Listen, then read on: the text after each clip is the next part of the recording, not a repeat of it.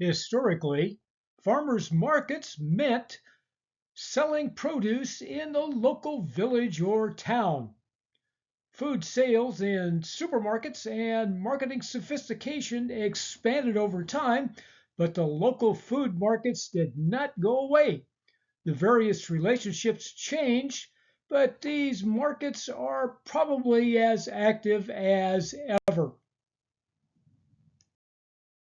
Selling local produce is as old as civilization, maybe earlier.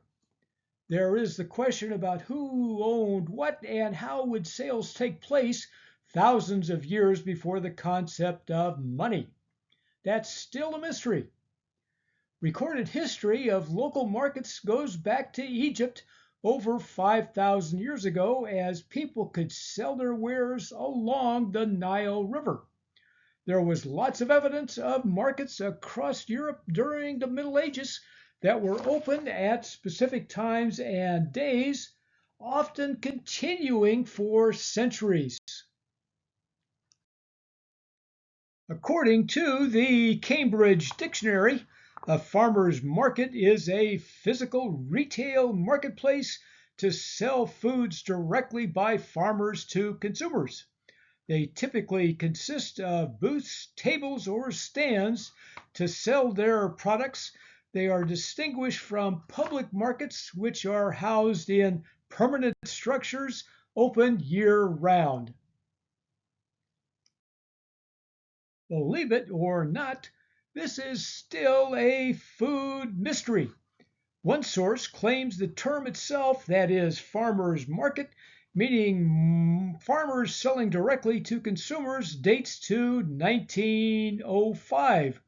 Or, according to Wikipedia, the first farmers market was established in the UK in 1997.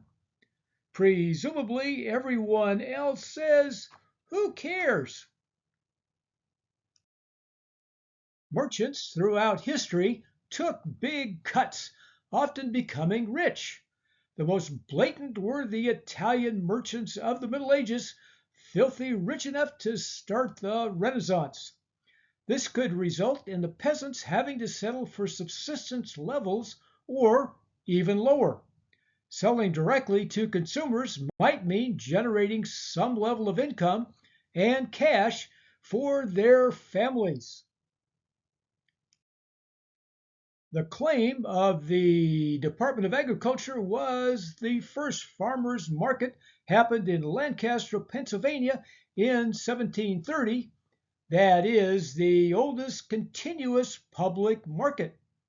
For what it's worth, Thomas Jefferson, as president, bought beef, eggs, and vegetables at a Georgetown market in 1806. The number of farmers' markets has grown from fewer than 1,800 in the 1990s to over 8,000. Local markets could be anywhere and any size. Our closest farmers market is in Lago Vista, open for 4 hours on Saturdays, which we discovered was not the best ever. But it was off season and we came late. However, it did provide access to local small businesses. There are substantial potential benefits to buyers, above all, fresher foods. They are likely to be healthier and more organic, like eggs from free range chickens, locally made cheeses, or homemade bread. Prices could be lower or not. Most goods would be available seasonally. Strawberries in winter probably come from Mexico or beyond, not a likely farmer's market purchase. The European Union has more regulations as expected to reduce safety risks and improve nutrition.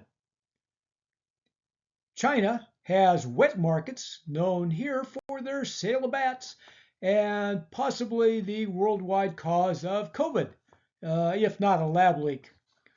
Since 2010, the Chinese government has encouraged farmers' markets, but with more rules.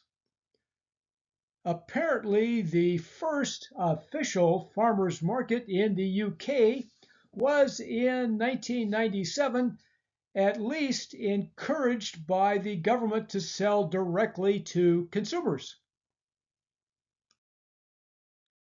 Back to the mega capitalists.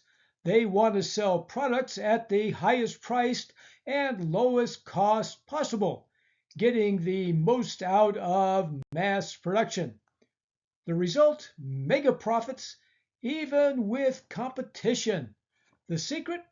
Food propaganda, next time on Food History and Mystery.